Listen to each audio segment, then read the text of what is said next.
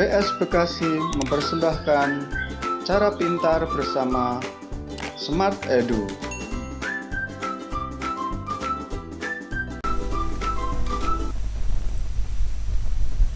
Assalamualaikum. Waalaikumsalam. Assalamualaikum.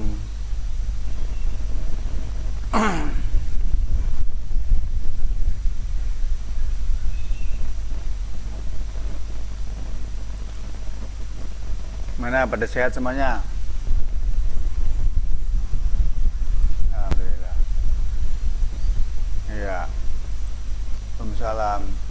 Ini kemarin Nindya Hansa kenapa keluar lagi? Itu baru masuk mau ditunjuk baca malah keluar. Hansa.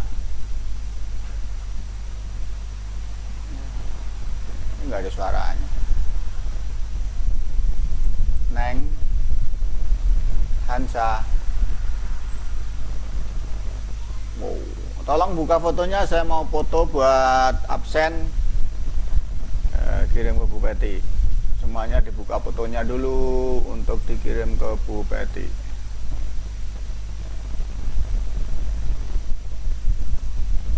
Ya. Semuanya dibuka. Rasesa, Maya, Najwa, Hansa, Cahaya, Diza, semuanya buka fotonya. Liatin, Japran, siapa dari Algani, semua buka fotonya.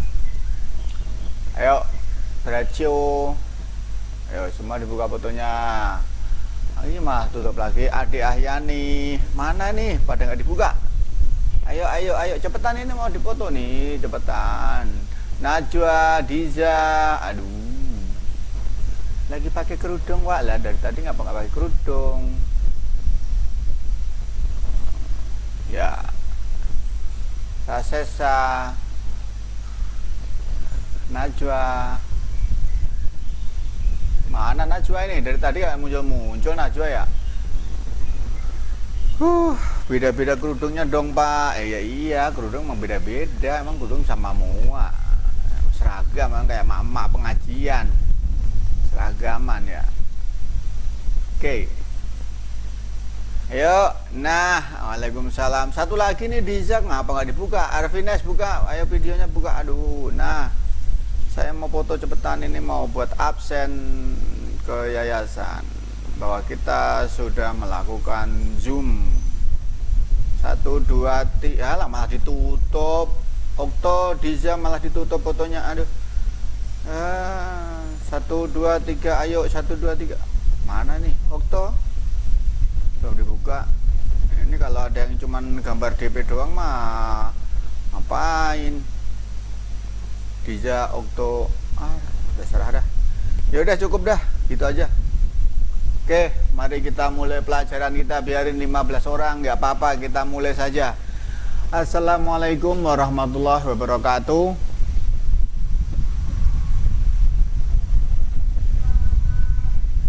Oke, mudah-mudahan kalian semuanya dalam keadaan baik, sehat, baik keluarga maupun saudara-saudaranya semuanya. Oke, kita mulai dengan membaca basmalah bersama-sama. Bismillahirrahmanirrahim. Tadi udah pada olahraga ya? Olahraganya ngapain tadi? Lempar bola apa? Oh iya, lempar bola ya. Padahal saya nggak tahu ya, nggak buka kok, tak bisa tahu ya. Karena materinya pasti sama dengan yang lain. Oke, kita langsung menuju ke TKP, menuju ke buku paket. Sekarang sudah ke pembelajaran 1 ya. Lah kok bukunya nggak kelihatan nih? Mau saya share screen. Waduh, bukunya kok nggak keluar. Nggak keluar nih di share screen bukunya.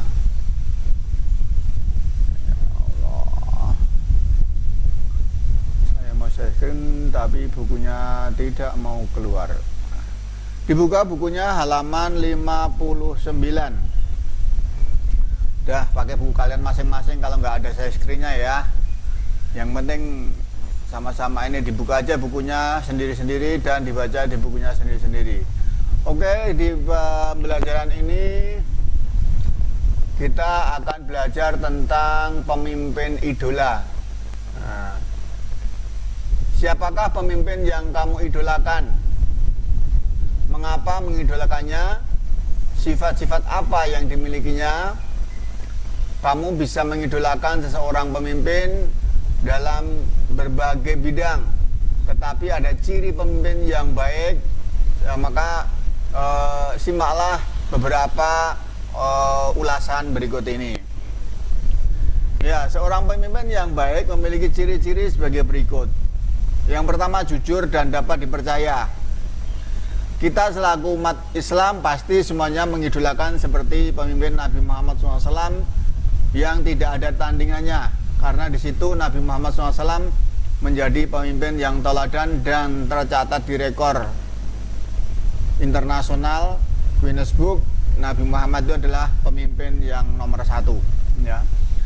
Jujur dan dapat dipercaya itu adalah modal dasar daripada seorang pemimpin. Kalau pemimpin tidak jujur, tidak dapat dipercaya, maka dia tidak akan membawa apa atau siapa yang dipimpin itu ke jalan yang lebih baik.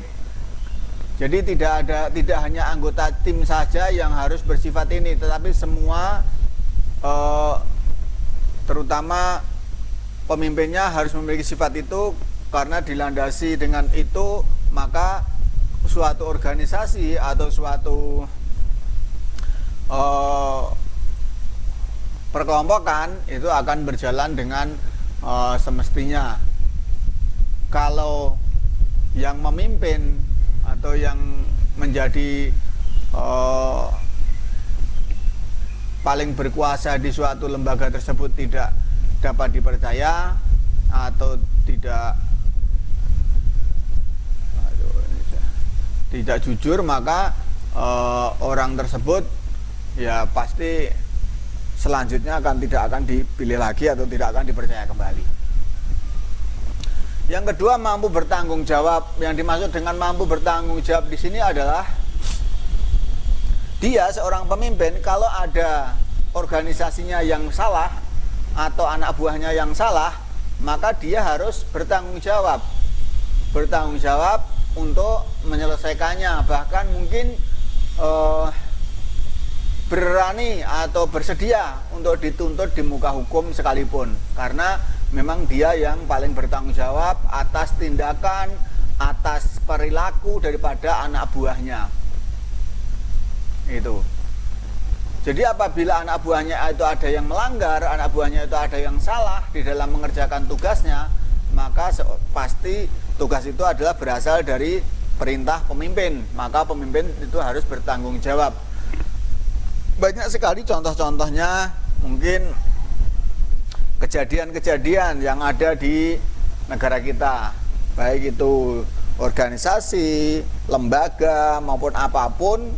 Kalau ada yang bersalah atau melakukan kesalahan atas perintahnya, maka pemimpinnya ikut diseret ke muka umum atau ke depan hukum. Yang ketiga, cepat menangani dan mengatasi masalah. Jadi kalau ada permasalahan, itu sehendaknya seorang pemimpin itu harus peka, segera diselesaikan agar tidak berlarut-larut sehingga menambah perkara-perkara atau menambah masalah di kemudian harinya. Nah, itu adalah seorang pemimpin harus bisa mengambil keputusan dengan jalan yang adil, mengatasi masalah dengan adil, untuk memberikan kenyamanan kepada semua anak buahnya atau semua pihak. Jadi jangan sampai dalam memutuskan masalah pun seorang pemimpin itu tidak adil atau bahkan mungkin berat sebelah, mentang-mentang anak buahnya maka dia yang dibela mati-matian. Nah, tidak melihat mana yang benar dan mana yang salah, atau tidak melihat dari kedua sisi. Jadi untuk menjadi seorang pemimpin memang harus memiliki kriteria yang baik. Kemudian yang keempat, sebelum menonton video ini, tombol subscribe dan tombol notifikasinya, ketahui video-video terbaru di akun ini. Terima kasih.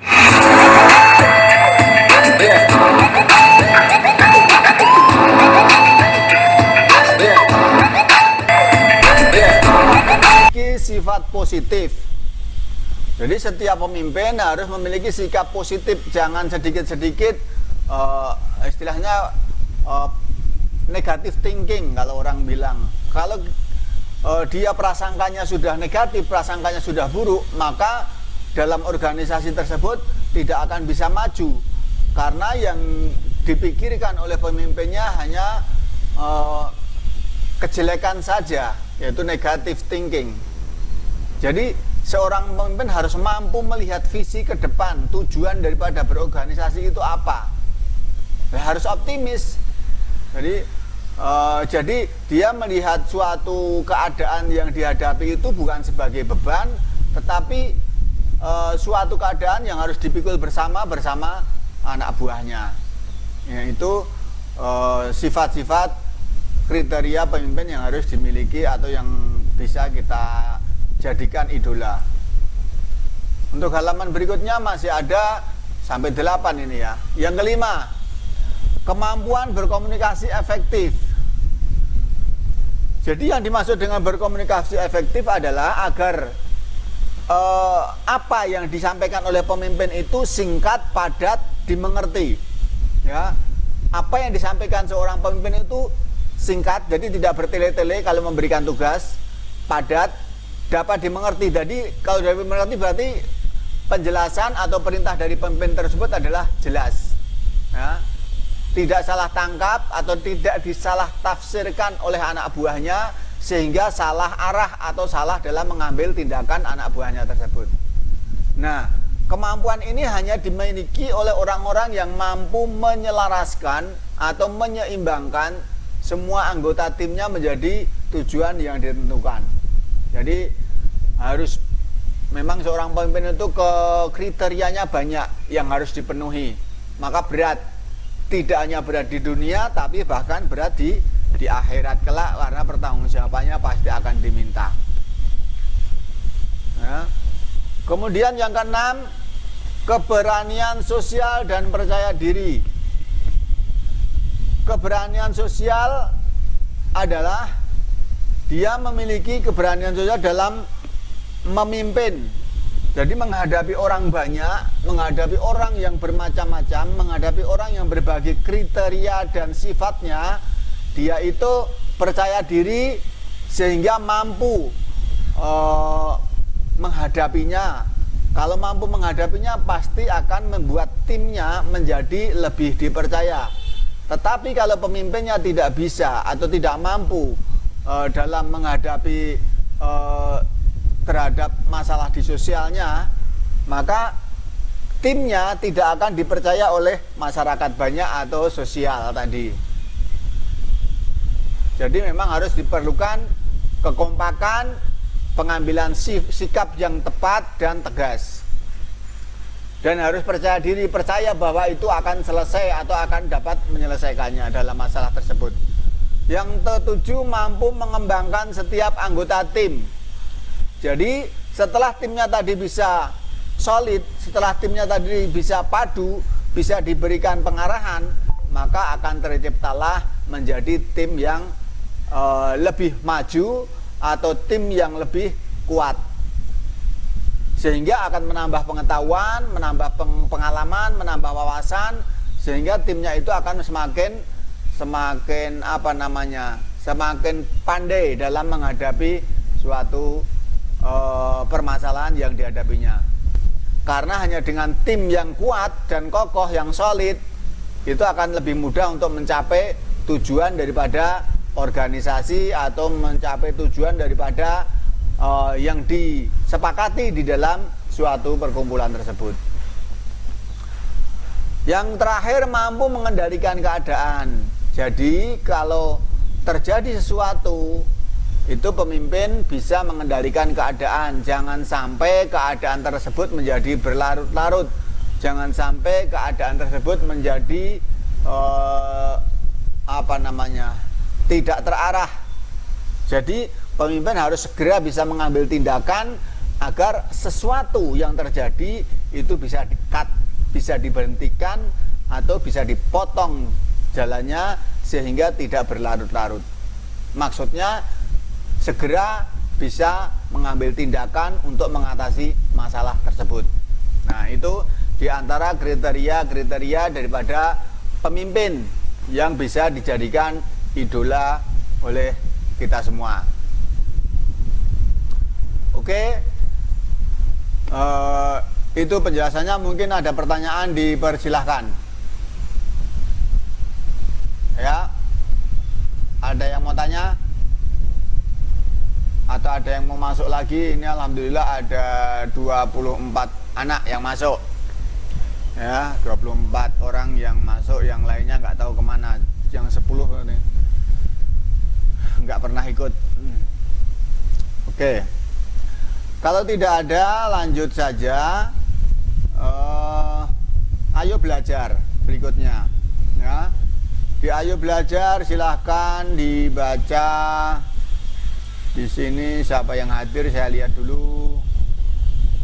Yang hadir satu. Ya, si Adik Ahyani baca.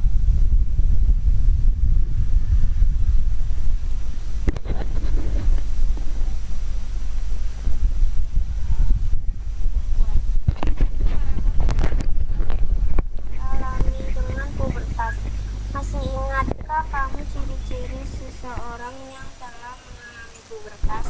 Salah satu hal yang perlu diketahui pada masa remaja adalah pentingnya menjaga kesehatan organ reproduksi. Hal tersebut karena jika organ reproduksi tidak dirawat atau dipelihara dengan baik dapat menimbulkan berbagai gangguan yang merugikan seperti infeksi kuman, bahkan dapat menimbulkan infertilitas atau kemandulan. Bagaimana cara merawat kesehatan organ reproduksi?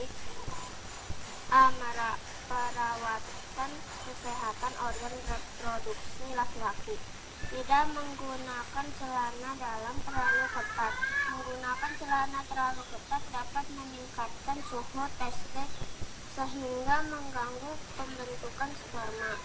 Tidak menggunakan celana dalam dari nilon karena tidak menyerap air atau keringat. Suasana lembab disukai jamur dan bakteri. Membersihkan kotoran yang keluar dari anus dan penis menggunakan air bersih. Jika tidak ada air bersih, gunakan tisu atau sejenisnya. Mengganti celana dalam sehari 2 kali. Menjalani khitan karena khitan dapat mencegah menumbuhkan kotoran, sisa urin, semen, dan cairan yang keluar dari kelenjar-kelenjar pada organ reproduksi. Menghilangkan kebiasaan mandi dengan air panas. Suhu yang sejuk diperlukan untuk perkembangan sperma. Menjalankan pola hidup sehat seperti mengonsumsi makanan bergizi dan berolahraga secara teratur. Ya cukup. Ya, sampai di situ dulu.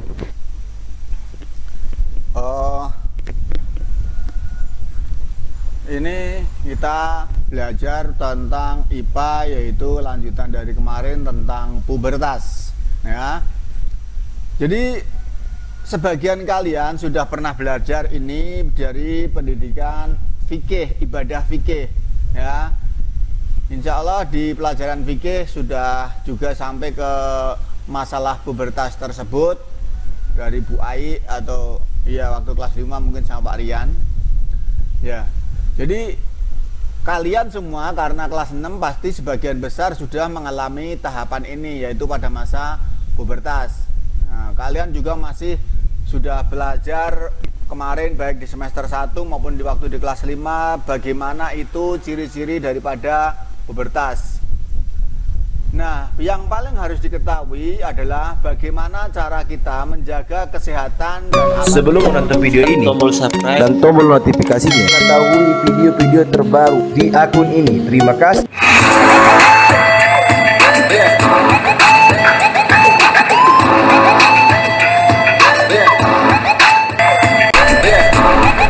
Penting sekali kita untuk menjaga alat reproduksi agar alat reproduksi kita bisa berfungsi dengan baik dan benar.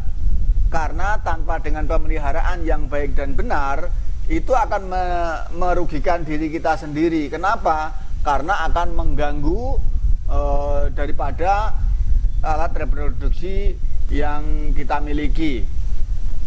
Ya, itu bisa karena ya banyak kan, ya namanya penyakit itu kan bisa dari dalam maupun dari luar, bisa dari kuman, bisa dari bakteri, bisa dari macam-macam lah ya, karena infeksi mungkin atau apa sebagai dan lain sebagainya. Yang berakibat juga yang paling pada ditakuti adalah kalau manusia itu tidak memiliki keturunan, baik itu laki-laki maupun perempuan, semuanya memiliki potensi ya, memiliki potensi untuk mengalami kemandulan. Dan banyak sekali kita bisa melihat contoh mungkin tetangga-tetangga kita atau bahkan mungkin saudara kita melihat sudah menikah lama bertahun-tahun tapi tidak memiliki keturunan.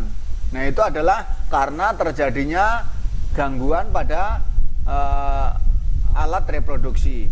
Ya. Nah, untuk yang pertama, bagaimana cara menjaga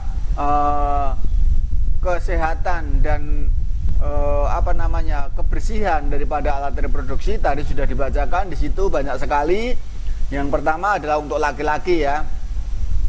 Ya, kita belajar seperti ini tidak perlu istilahnya mengatakan malu atau istilahnya belajar seperti ini mengatakan kok tidak sopan, itu bukan ya. Karena kita belajar adalah untuk hal yang positif ya.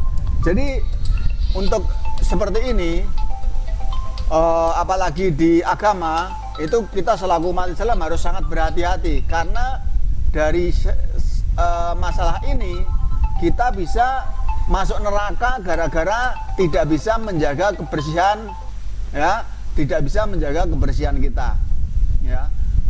Maka karena apa? Kalau kita tidak bisa bersih, maka diri kita adalah kotor. Kalau kotor, maka sholat kita tidak akan diterima oleh Allah. Nah, oleh karena itu sholat harus dalam keadaan suci, bersih, baik badan, tempat maupun pakaian. Oleh karena itu ya kita kalau bersuci ya, bersuci harus dengan benar, baik itu istinja maupun mandi ya, harus benar. Bagaimana tuntunannya di dalam ibadah fikih, mungkin nanti kamu bisa tanyakan lebih detail kepada Bu Ai, walaupun Bapak tahu, tapi kan di sini bukan faknya, kita akan membahas di permasalahan yang ada di buku saja.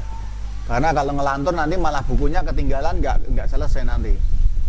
Ya, yang pertama di sini tidak menggunakan celana dalam terlalu ketat, karena menggunakan celana dalam terlalu ketat bisa meningkatkan suhu testes sehingga mengganggu pembentukan sperma.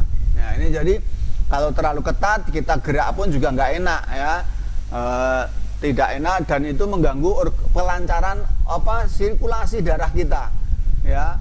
Kalau kita menggunakan pakaian yang terlalu ketat itu akan menghambat, karena kan tertekan ya, otot kita tertekan sehingga akan mengganggu kelancaran darahnya. Yang kedua, tidak menggunakan celana dalam dari nilon. Nilon itu apa? Nilon itu adalah bahan yang semacam banyak unsur plastiknya, sehingga tidak bisa menyerap air dan keringat. Karena tidak bisa menyerap air dan keringat, sehingga suasananya menjadi lembab. Kalau lembab, sehingga mudah ditumbuhi oleh jamur dan bakteri. Kalau ada jamur dan bakteri, maka akan menyebabkan penyakit. Nah, di situ. Jadi sangat penting ya untuk tahu seperti ini, terutama kalian yang sudah masuk ke masa pubertas ini. Dan walaupun ada sebagian yang belum, tapi ini untuk memberitahu. Jadi dengan belajar ini, kalau yang belum berarti alhamdulillah, berarti bisa tahu sebelum terjadi, jadi antisipasi. Kalau yang sudah tahu, kalau yang sudah masa puber ya jadi tahu, oh iya saya harus begini seperti itu. Kemudian yang ketiga, membersihkan kotoran yang keluar dari anus dan penis menggunakan air bersih ya, namanya istinja ya. Istinja, kalau di dalam hadis Nabi itu boleh menggunakan, kalau tidak ada air boleh menggunakan batu ya, paling tidak minimal 3 batu ya. Baik itu dari habis buang air kecil maupun buang air besar boleh ya, untuk menggunakan batu apabila tidak terdapat air. Kalau tidak ada batu ya cari dedaunan yang kering tidak basah. Kalau daunnya basah nanti malah tambah berlepotan ya. Nah kalau sekarang ya bisa lebih mudah dengan menggunakan tisu, karena tisu itu bisa menyerap ya kan. Begitu kita oleskan ya mudah terserap oleh tisu tersebut sehingga terjadi bersih. Kemudian yang keempat, mengganti celana dalam sehari 2 kali. Nah ini juga penting untuk menjaga kebersihannya. Kemudian yang kelima, menjalani hitan, karena hitan dapat mencegah penumpukan kotoran ya, sisa urin ya. Kalau tidak hitan maka akan banyak terselip di sela-sela kelamin tersebut, kotorannya tidak bersih karena tertutup oleh lapisan-lapisan kulit yang banyak tersebut. Oleh karena itu perlu dengan adanya hitan. Kemudian tadi jadi kalau misalnya orang-orang yang tidak berhitan pasti alat kelaminnya kotor. Kalau kotor berarti kan akan mengganggu alat reproduksinya ya. Selamat datang Asipa yang baru masuk. Itu. Kemudian berikutnya, menghilangkan kebiasaan mandi dengan air panas. Suhu yang sejuk diperlukan untuk perkembangan sperma. Jadi yang mandi air panas kalau tidak terlalu sering sih mungkin tidak apa-apa. Tapi kalau terlalu panas itu tidak. Kalau air dengan air panas bahkan mungkin tiap hari itu akan mengganggu ya perkembangannya. Yang terakhir, menjalankan pola hidup sehat seperti mengkonsumsi makanan bergizi dan berolahraga secara teratur. Nah itu adalah untuk memelihara kesehatan alat reproduksi bagi laki-laki. Kemudian yang kedua atau yang B adalah untuk perempuan. Silahkan dibaca. Nah, siapa nih? Mana. Cowoknya kok cuma 3 sih yang datang ya? Siapa yang mau saya suruh? Dia lagi dah. Japran.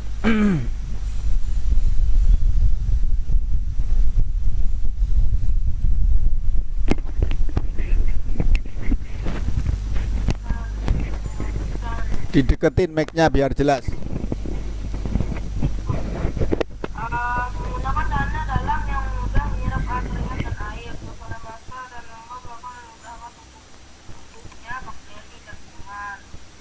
Memberikan vagina maupun anus dengan air bersih karena vagina merupakan bagian tubuh yang berlontar sehingga mudah terinfeksi kuman dan bakteri. Itu menggunakan air kotor. Setelah buang air besar, silakan menunjukkan searah dari daerah vagina ke arah anus dari depan ke belakang. Hal ini mencegah kotoran dari anus masuk ke vagina. Tidak perlu menggunakan sabun yang mengandung deodoran atau parfum. Penggunaan bahan-bahan tersebut dapat menimbulkan iritasi.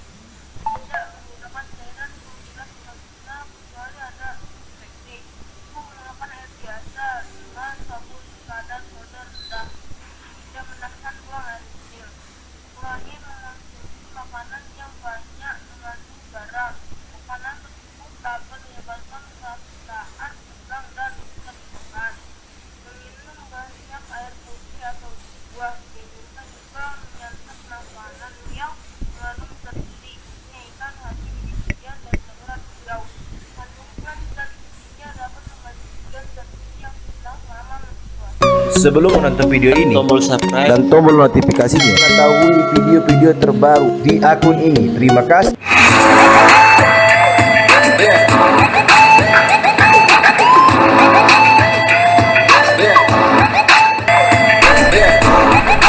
Wanita untuk perempuan.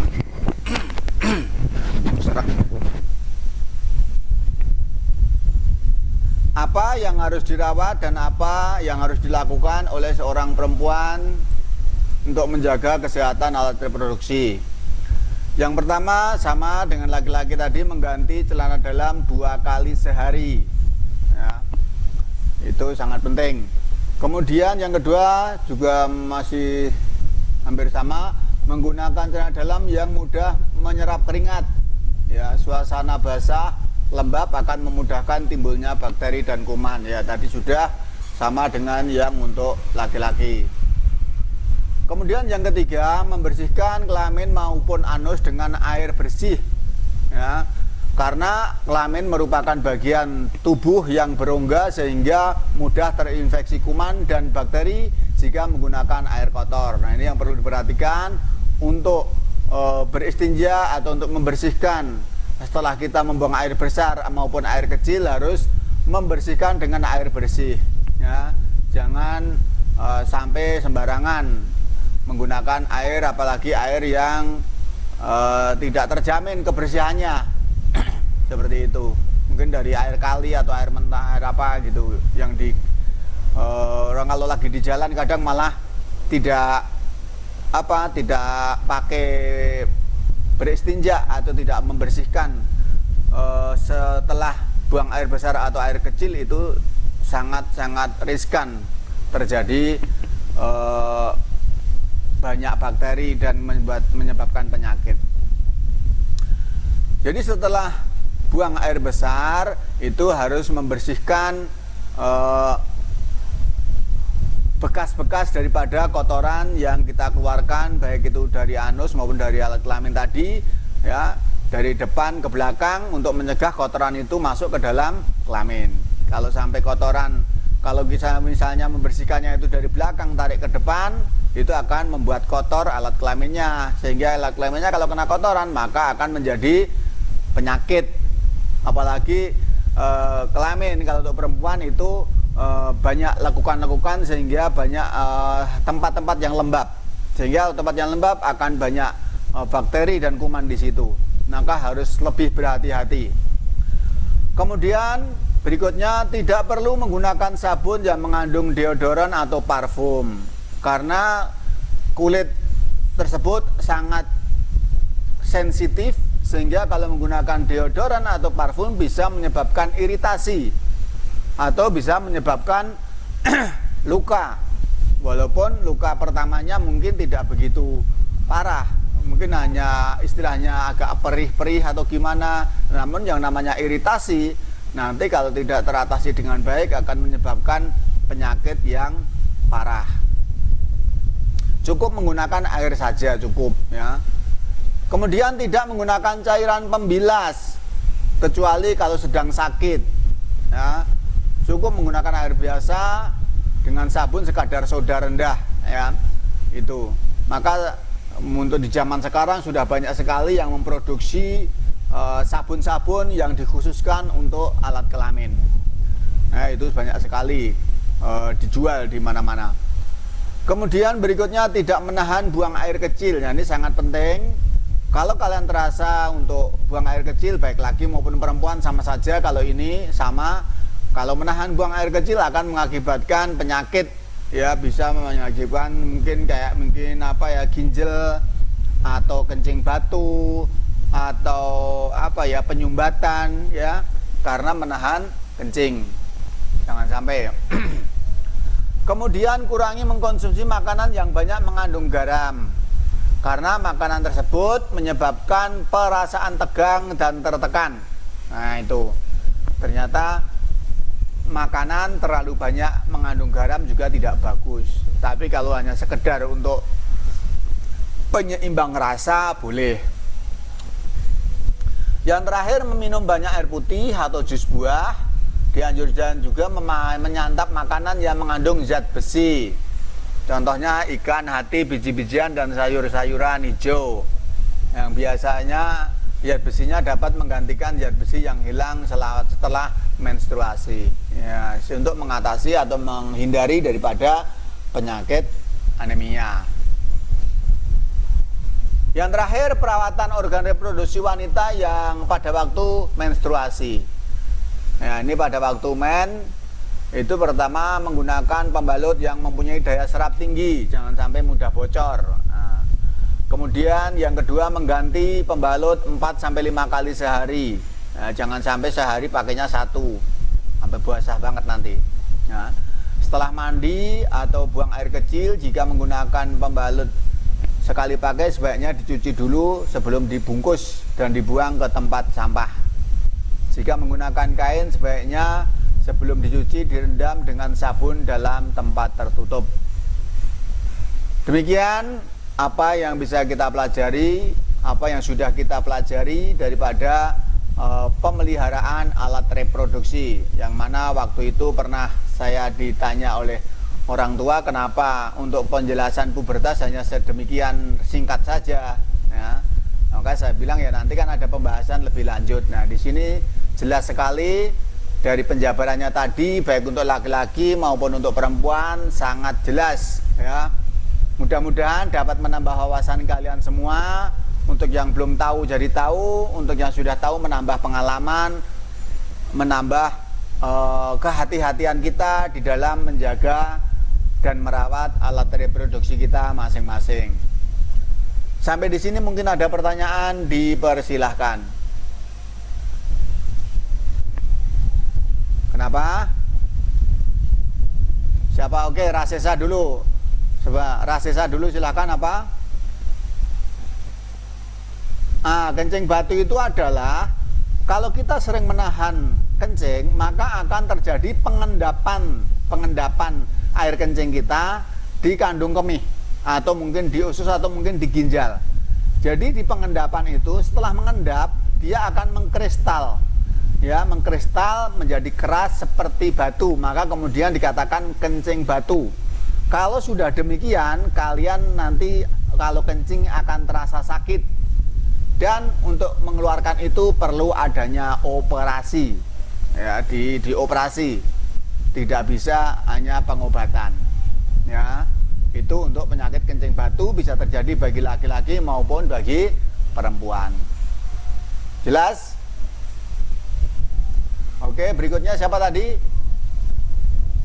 Arika, silahkan. Apa? Semen. Ya semen itu ya kotoran, pokoknya yang sama kotoran yang mengendap di sekeliling alat kelamin kita. Ya, cuman sebutan saja itu. Ya, bukan semen yang buat pembangunan, bukan. Masa semen buat bikin rumah ada di kelamin kita, kan nggak mungkin. Ya, cuman istilah saja itu. Oke, berikutnya siapa tadi? Tristan. Oh enggak, siapa lagi? Ada? Cukup? Cukup. Baik, kalau cukup kita lanjut ke pembelajaran berikutnya. Ya, untuk pembelajaran 1 kita cukupkan sekian, ya. Kita lanjut ke pembelajaran yang kedua.